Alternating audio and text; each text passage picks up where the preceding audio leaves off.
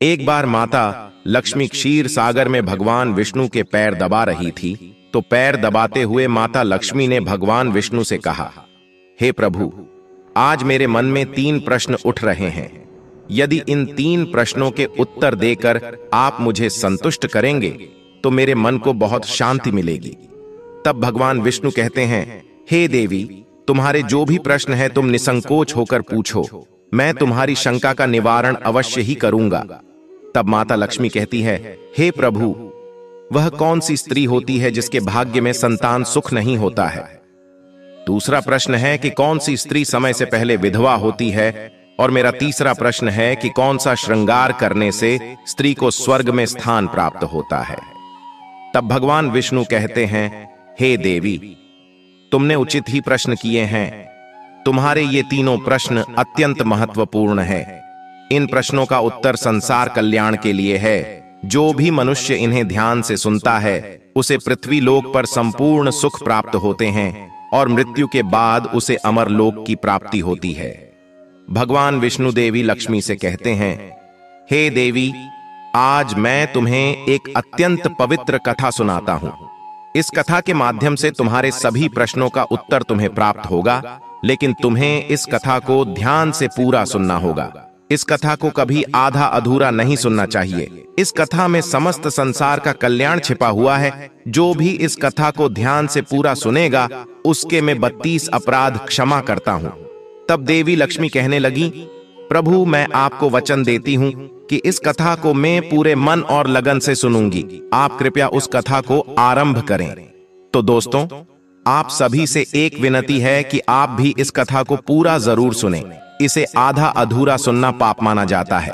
कथा शुरू करने से पहले कमेंट में जय मां लक्ष्मी और जय श्री हरि विष्णु अवश्य लिखें। साथ ही वीडियो को लाइक करना ना भूलें। तो चलिए आरंभ करते हैं।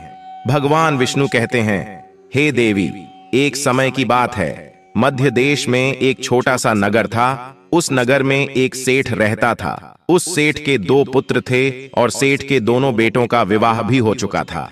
सेठ के घर में किसी चीज की कोई कमी नहीं थी, किंतु सेठ की पत्नी का स्वभाव अत्यंत दुष्ट था। सेठ की पत्नी और सेठ के बड़े बेटे की पत्नी दोनों का ही स्वभाव दुष्ट था। सेठ की पत्नी अपनी बड़ी बहू का तो बहुत लाड प्यार करती थी, किंतु छोटे बेटे की पत्नी के साथ बुरा व्यवहार करती थी। घर की सबसे छोटी बहू अर्थात छोटे बेटे की पत्नी बहुत अच्छे स्वभाव की, ईश्वर पर श्रद्धा रखने वाली पतिव्रता नारी थी। वह अकेले ही घर का सारा काम किया करती थी और गृह कार्य में दक्ष थी। इतना अच्छा स्वभाव होने के बावजूद भी उसकी सास उसके साथ बुरा व्यवहार करती थी, उसका हमेशा अपमान करती थी। इसके पीछे का कारण बस इतना था कि बड़ी बहू को एक पुत्र था और छोटी बहू ने पुत्री को जन्म दिया था। पुत्री को जन्म देने के कारण सेठ की पत्नी अपनी छोटी बहू को बार बार ताना मारा करती थी, लेकिन वह बेचारी कर भी क्या सकती थी। भाग्य में लिखा होता है उसके साथ वही होता है। भगवान विष्णु कहते हैं, हे देवी, अब मैं तुम्हें छोटी बहू की कहानी सुनाता हूं।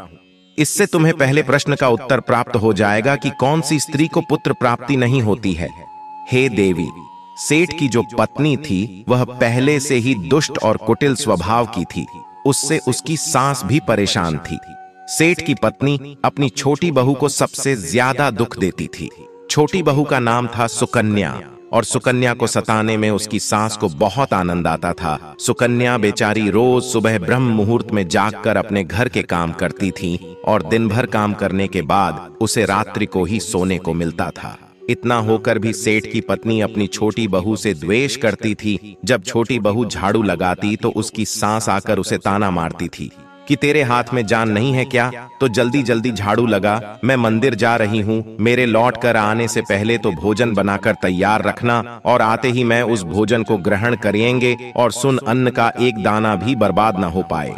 बेचारी सुकन्या चुपचाप अपनी सास का अत्याचार सहन करती थी और उसकी सास की हर आज्ञा का बड़ी ही विनम्रता से पालन करती थी। फिर छोटी बहू खाना बनाते हुए सोचने लगी कि मैं घर का इतना काम करती हूँ, लेकिन फिर भी मैं चैन की सांस नहीं ले पाती हूँ। मेरी सासू माँ किसी न किसी बात को लेकर मुझे ही ताना मारती रहती है। पता नहीं कब उनकी ताना देने की आदत जाएगी। सुकन्या इतना सोच ही रही थी कि तभी घर के दरवाजे पर खटखटाने की आवाज सुनाई दी। छोटी बहू ने सोचा, अभी तो भोजन तैयार भी नहीं हुआ है, लगता है मेरी सासू मां आज जल्दी लौट गई, अब फिर से ताना मारेगी। तब सुकन्या ने दरवाजा खोला तो उसने देखा कि द्वार पर एक सन्यासी खड़ा हुआ है।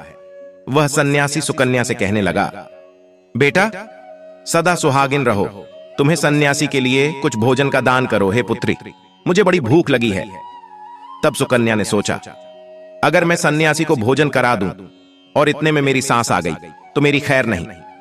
कुछ देर तक विचार करने के बाद सुकन्या ने सोचा, यदि मैं सासू मां के ताने के डर से इस सन्यासी को भोजन नहीं करूंगी तो मुझे महापाप लगेगा, मेरा सारा पुण्य नष्ट हो जाएगा। इतना सोचकर सुकन्या ने उस सन्यासी को घर के अंदर बुला लिया। अतिथि धर्म का पालन करते हुए सुकन्या उस सन्यासी को भोजन कराने लगी। उतने में ही उसकी सास घर पर आ पहुंची और उस सन्यासी को घर के अंदर भोजन करते हुए देखकर उसे बहुत गुस्सा आ गया। वह चिल्लाते हुए सुकन्या से कहने लगी, यहां पर क्या किसी प्रकार का भंडारा या दावत नहीं चल रही है, जो तो राह चलते भिखमंगों को घर में बिठाकर खिला रही हो। सुकन्या ने अपनी सास से बड़ी विनती की, लेकिन सुकन्या की सास ने बहू की एक नहीं सुनी और उसकी सास ने उस सन्यासी को घर से बाहर निकाल दिया और उसके भोजन को उठाकर कचरे में फेंक दिया। उसके बाद वह सास सुकन्या पर गुस्सा करने लगे, अरे दुष्ट औरत, मैंने तुझे कहा था कि अन्न का एक दाना भी बर्बाद नहीं होना चाहिए, लेकिन तूने क्या किया, उस भिखमंगे को इतना सारा भोजन दे दिया। सुकन्या डरते डरते बोली, सासू मां, मैंने सन्यासी को अपने हिस्से का भोजन दिया है, इसमें आखिर इतना गुस्सा होने की क्या बात है। द्वार पर आए अतिथियों को कभी खाली हाथ नहीं भेजते हैं, ऐसा शास्त्र कहते हैं। फिर सुकन्या की सास ने उसे बहुत डांटा। दोनों के बीच कई देर तक बहस हुई और सुकन्या के दुष्ट सास ने गुस्से में आकर सुकन्या को धक्के मारकर घर से बाहर निकाल दिया और घर का दरवाजा बंद कर दिया। सुकन्या देर तक घर के मुख्य द्वार के सामने खड़ी रही और बाहर से अपनी सास को आवाज देने लगी। सुकन्या की सास ने एक नहीं सुनी और उसे घर के अंदर आने नहीं दिया। फिर सुकन्या दुखी और उदास होकर अपने मायके के लिए निकल गई। मायके जाने के रास्ते में बहुत बड़ा जंगल पड़ता था। सुकन्या भूखी प्यासी रहकर उस जंगल के रास्ते पर से चलने लगी। तभी उसी समय अचानक जोर जोर से बादल गरजने लगे और मूसलाधार बरसात होने लगी। बारिश से बचने के लिए सुकन्या एक वृक्ष के नीचे जाकर खड़ी हो गई। वहां पर सुकन्या ने देखा कि पेड़ के नीचे में कोटर बना हुआ है। फिर वह बिना देरी किए जल्दी से उस कोटर में घुस गई। कोटर में जाने के बाद सुकन्या ने देखा कि अंदर कोई साधु महात्मा बैठे हैं। वह सन्यासी कोई और नहीं बल्कि भगवान विष्णु ही साधु का रूप धारण करके बैठे हुए थे। जब उस साधु ने उस सुकन्या को देखा तो बोले, हे पुत्री, तुम इस घने जंगल में अकेली क्या कर रही हो? रोना बंद करो, मैं तुम्हारे बारे में सब कुछ जानता हूं। तुम्हारे ससुराल वाले अत्यंत दुष्ट स्वभाव के हैं और वे तुम्हें बहुत दुख देते हैं। इसका कारण केवल बस इतना है कि तुम्हें पुत्र की प्राप्ति नहीं हुई है। पुत्री को जन्म देने के कारण तुम्हें तुम्हारी सास के ताने सुनने पड़ते हैं।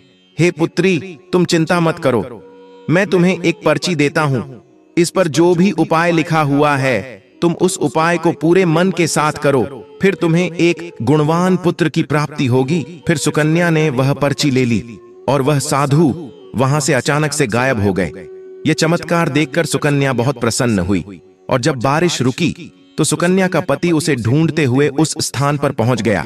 सुकन्या ने अपने पति को सारी हकीकत बता देती है और फिर दोनों ने ही घर वापस न जाकर उसी जंगल में रहने का निर्णय लिया। वहीं पर रहते हुए एक दिन सुकन्या के मन में पुत्र प्राप्ति का ख्याल आया और वह मन ही मन सोचने लगी कि यदि मेरा भी कोई पुत्र होता तो आज ससुराल में मुझे बहुत ज्यादा इज्जत मिलती। तभी सुकन्या को उस साधु के द्वारा दी गई पर्ची की याद आ गई और फिर जब उसने वह पर्ची खोलकर पढ़ा तो उसने देखा कि जो स्त्री पुत्र प्राप्ति की कामना रखती है उसे रात्रि में अपने पति की बाईं तरफ सोना चाहिए। ऐसा करने से कुछ समय बाद में बाएं करवट लेटने से बायां स्वर चालू हो जाता है। फिर जब पुत्र की इच्छा हो तो उस स्थिति में मिलन से पहले यह निश्चित कर लेना चाहिए कि पुरुष का दायां स्वर चलने लगे और स्त्री का बायां स्वर चलने लगे और उसी समय पर गर्भधारण किया जाना चाहिए। ऐसा करने से निश्चित ही पुत्र की प्राप्ति होती है। इसके विपरीत न के स्वर चलने से पुत्र की प्राप्ति होती है। उस पर्ची में आगे लिखा हुआ था कि मासिक धर्म शुरू होने के बाद पहले 4 दिनों में पुरुष के साथ मिलन करने से पुरुष को रगड़ता प्राप्त हो जाता है और 5वीं रात्रि में मिलन करने से पुत्र की प्राप्ति होती है तथा 6ठी रात्रि में मिलन करने से पुत्र रत्न की प्राप्ति होती है। 7वीं रात्रि में मिलन करने से बंधिया पुत्री होती है। 8वीं रात्रि में मिलन करने से बलशाली पुत्र की प्राप्ति होती है। 9वीं रात्रि में मिलन करने से सुंदर कन्या की प्राप्ति होती है तथा 10वीं रात्रि में मिलन करने से विद्वान और अतिश्रेष्ठ पुत्र की प्राप्ति होती है। 11वीं रात्रि में मिलन करने से सुंदर आचरण वाली कन्या प्राप्त होती है।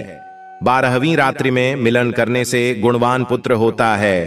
13वीं रात्रि में मिलन करने से लक्ष्मी स्वरूपा पुत्री होती है। 14वीं रात्रि में मिलन करने से गुणवान बुद्धिमान तथा बलवान पुत्र होता है। फिर सुकन्या ने मासिक धर्म के बाद 14वीं रात्रि में अपने पति के साथ मिलान किया और उसके बाद गर्भ धारण किया। फिर दूसरे दिन सुकन्या का पति जंगल में लकड़ी काटने के लिए चला गया और सुकन्या घर पर पड़ी रही। फिर अचानक से तेज तूफान आया और सुकन्या की झोपड़ी उड़ गई। फिर सुकन्या दौड़ती हुई उसी पेड़ के कोटर में जाकर रुक गई जहां पर उसे वह साधु मिला था। सुकन्या वहां अपने पति की राह देख रही थी कि अचानक वहां पर 2 राक्षसी आ गई। वह राक्षसी अत्यंत मायावी थी। फिर उन्होंने उस कोटर के साथ पेड़ को उड़ाकर एक ऐसे स्थान पर चली गई जहां पर बहुत सारा सोना था। जब सुकन्या ने यह दृश्य देखा तो वह चौंक गई। सुकन्या पेड़ के कोटर में ही छिपी रही। जब वह राक्षसी भोजन की तलाश में गई तो सुकन्या ने उस स्थान पर से बहुत सारा सोना उठा लिया और उसे कोटर में भर लिया।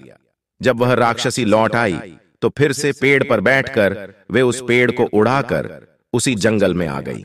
राक्षसों के जाने के बाद सुकन्या वह सारा सोना लेकर अपने पति के पास चली गई और उसके बाद वह सारा सोना लेकर फिर पति और सुकन्या दोनों अपने ससुराल को लौट गए। वहां जाकर उसने अपनी सास को वह सोना दे दिया और सारी हकीकत बता दी, जिसे सुनकर उसकी सास को बहुत गुस्सा आया और बोलने लगी, अरे मूर्ख औरत, तू बस इतना ही सोना लेकर आ गई, इतने सोने से क्या होगा?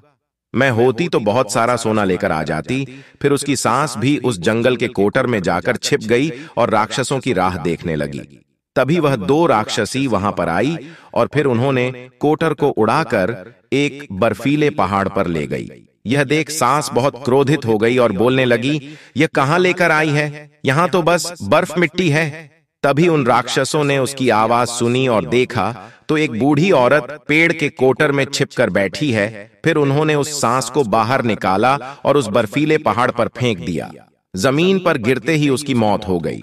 इधर सुकन्या बड़े आनंद के साथ रह रही थी, लेकिन सुकन्या की सांस कभी नहीं लौटी। तो सुकन्या ने जाकर उस कोटर में देखा तो वहां पर उसकी सांस नहीं थी। उसे समझ में आ गया कि लालच के कारण उसके सांस की मृत्यु हो गई। भगवान विष्णु कहते हैं, यह लक्ष्मी जिस स्त्री को पुत्र प्राप्ति की कामना है उसे मैंने सुकन्या को दी हुई पर्ची में बताए गए उपाय जरूर करने चाहिए। तुम्हारा दूसरा प्रश्न यह था कि किस कारण से स्त्री जल्दी विधवा होती है। तो जो स्त्री अत्यधिक लालच करती है वह स्त्री जल्दी विधवा होती है, और जो स्त्री चरित्र का गहना पहनती है उसे मृत्यु के पश्चात स्वर्ग की प्राप्ति होती है। एक स्त्री को अपने चरित्र का त्याग कभी नहीं करना चाहिए। दोस्तों, आपने अभी तक हमारी पूरी वीडियो देखी है तो आपसे मैं एक अनुरोध करना चाहूंगा कि इस वीडियो में आखिरी में आपको जय हरि विष्णु जय मां लक्ष्मी अवश्य लिखे। तो दोस्तों, इस वीडियो को हम विराम देते हैं। धन्यवाद।